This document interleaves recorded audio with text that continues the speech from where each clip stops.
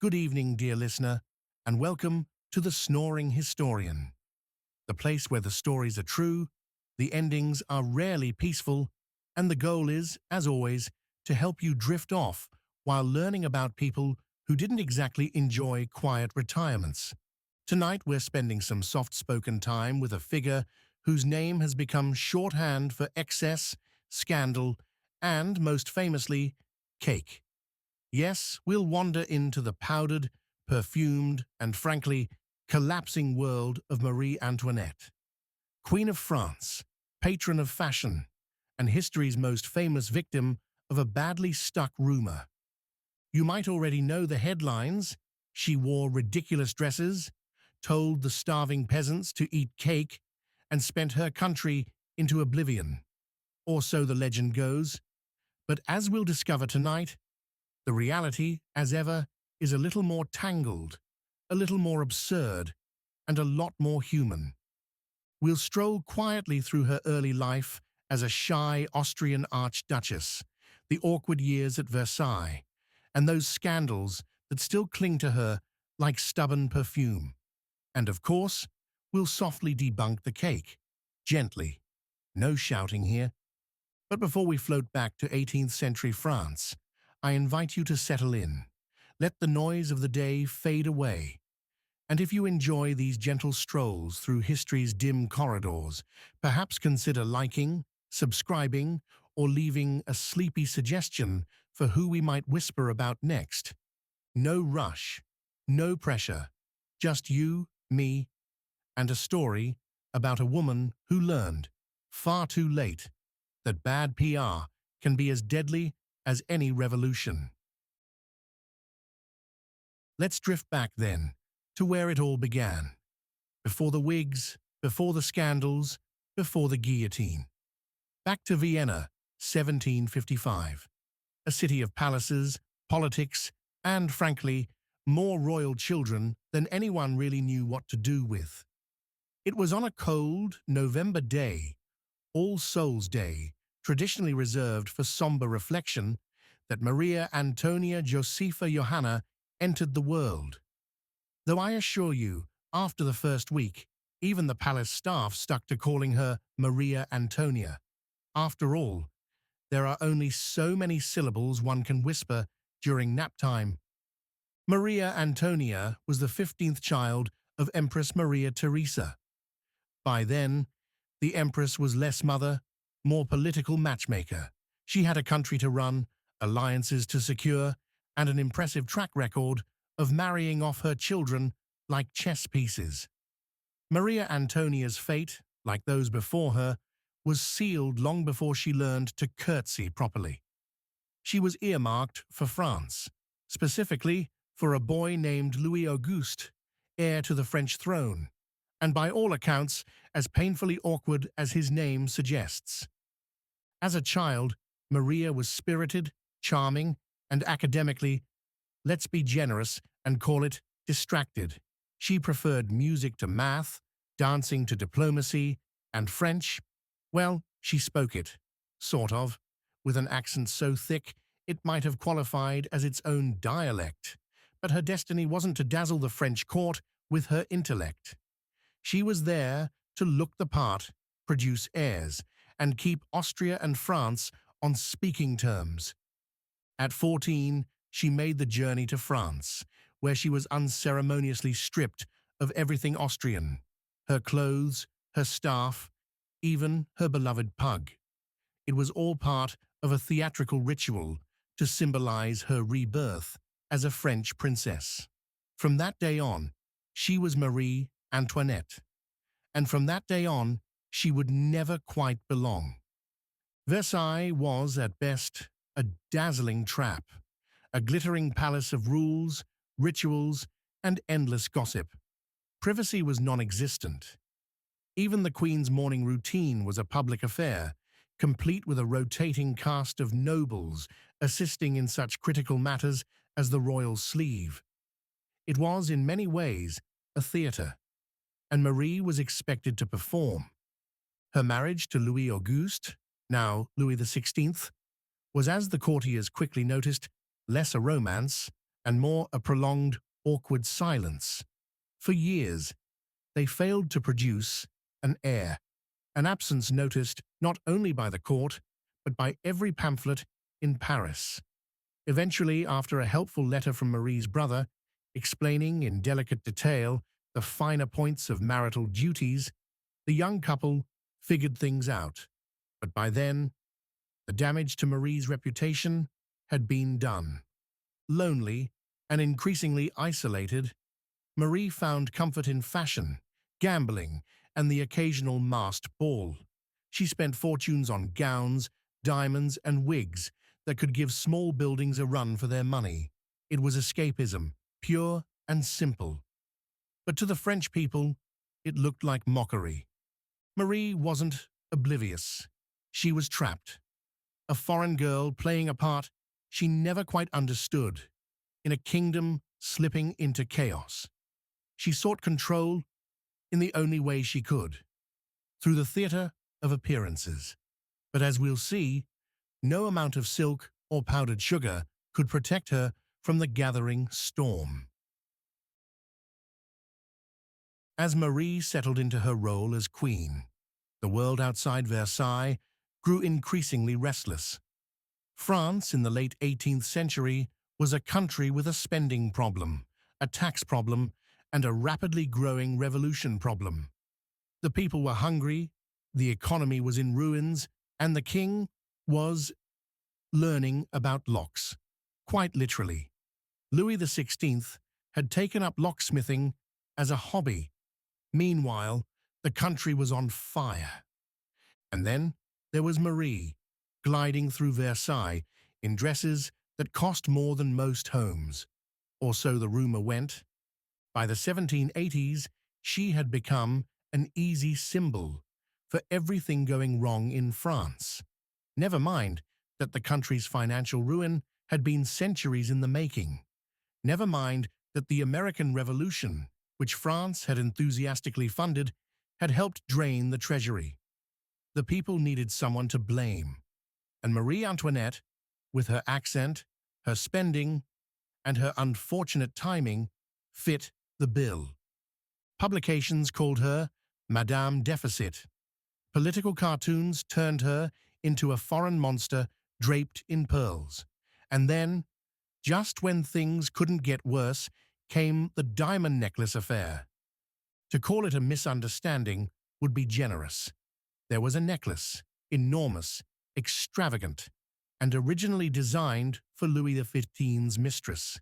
But Louis XV had died, and the jewelers, left holding this glittering anchor, spent years trying to convince Marie to buy it. She refused, several times, which is important because she will soon be blamed for buying it anyway. Entre Jeanne de la Motte, con artiste extraordinaire. She convinced a gullible cardinal that the queen secretly wanted the necklace but couldn't be seen purchasing it directly. Jeanne forged letters from Marie, arranged a nighttime meeting in the gardens with a prostitute dressed as the queen, and got the cardinal to acquire the necklace on her behalf. Then she stole it, dismantled it, and fled. When the scheme was uncovered, Marie was innocent, but not in the public's eyes. It didn't matter that she never touched the necklace. By then, her reputation was so damaged that people were ready to believe anything. To them, the queen who gambled and played milkmaid in silk now stole diamonds for sport. The myth was easier than the truth. The scandal broke what little public support Marie had left. And worse, it confirmed the suspicions of a starving, angry population that their queen was both heartless and corrupt. Then came 1789, the year everything snapped. Thousands of women marched from Paris to Versailles, furious over the price of bread. They stormed the palace, killed guards, and demanded that the royal family return with them to Paris. Marie famously stepped onto a balcony to face the mob, poised, silent, wearing a simple dress. It's one of those moments that feels cinematic, even though it probably smelled of fear and rain. Either way, the crowd relented. For a time, the royal family was forced to live under guard in Paris, their movements monitored, their power eroded. Marie wrote letters, begged her family in Austria for help, and tried to hold together the shreds of monarchy with all the tact and political training she never really had. She wasn't manipulating the revolution behind the scenes. She was reacting, often clumsily, often too late, but always from a place of mounting fear. In 1791, the royal family attempted to escape Paris in what can only be described as the least discreet getaway in European history. Rather than traveling in disguise, they loaded into a massive, ornate carriage that lumbered through the countryside like a traveling opera. They were recognized, arrested, and returned to Paris in disgrace. That single misstep sealed their fate. Louis was executed in January 1793. Marie followed later that year. Her trial was a formality, her guilt decided before it began. The charges included treason, depletion of the treasury, and, most grotesquely, incest with her young son. The last accusation was so cruel that even hardened revolutionaries shifted uncomfortably in their seats. Marie refused to dignify it with a response, only saying quietly that as a mother, she could not answer such a charge. On October 16th, 1793, she was paraded through Paris in an open cart. The crowd jeered. She wore a plain white shift. Her hair had been chopped short. She stood straight, said little, and walked to the scaffold with what dignity remained. And just before the blade fell, she accidentally stepped on the executioner's foot. "Pardon me, sir," she said. "I did not do it on purpose." Those were her final words. History rarely offers a clean ending, but in Marie's case, it certainly offered a poetic one. A woman accused of arrogance, cruelty, and indifference, apologizing for stepping on someone's toes. And so the curtain closed on Marie Antoinette. But as is often the case with history's more theatrical exits, the story didn't quite end where the guillotine dropped. In death, she was transformed once again, not into the she-wolf of revolutionary propaganda, but into something softer. A tragic figure, a misunderstood queen, a symbol of a world lost to chaos. It's one of history's enduring habits, isn't it? To romanticize the figures we once cheered against. The same crowds that once spat at her cart would, within a generation, speak of her with a kind of regretful fondness. The gossip faded, the pamphlets yellowed, and what lingered was the image of a woman. Flawed, yes, but perhaps less monstrous than the stories insisted. It's easy, maybe too easy, to cast Marie as a frivolous aristocrat who failed to read the room. She certainly made her share of mistakes. She wore the wrong dresses at the wrong time, hosted the wrong parties, chose the wrong friends, and invested far too much in the trappings of royalty when the walls were already crumbling. But she was also, undeniably, a young woman trapped in an impossible role. A teenager sent to play queen in a country that never truly accepted her, married to a man unprepared for the crown, trying, awkwardly, desperately, to hold a crumbling kingdom together with pearls and etiquette. Perhaps the most enduring part of her story isn't about cake or diamonds, but about how easily perception becomes truth. Once a narrative takes hold, whether spread by pamphlets in 18th century Paris or tweets today, it's almost impossible to peel it away. Marie Antoinette never said, "Let them eat cake," but it didn't matter then. And to be fair, it doesn't seem to matter now. Her story feels oddly modern in that way. The world still loves a villain, especially one draped in silk, and we're still remarkably efficient at turning real, complicated people into simple, comforting villains. It helps us sleep at night, perhaps. Simpler stories, simpler blame. But behind the wigs and scandals, there was a woman, frightened, flawed, and in the end, powerless against the tide of a narrative she couldn't control. And maybe that's the part of her story that's most worth remembering. Thank you for joining me tonight, dear listener, on this quiet stroll through the powdered corridors of Marie Antoinette's life. I do hope it helped you drift a little closer to sleep, or at the very least, offered a softer, more human glimpse of a queen often flattened into a cautionary cartoon. If you enjoyed tonight's meander through misunderstood royalty, you're always welcome to gently tap the like button, subscribe, or leave a quiet suggestion of who we might whisper about next.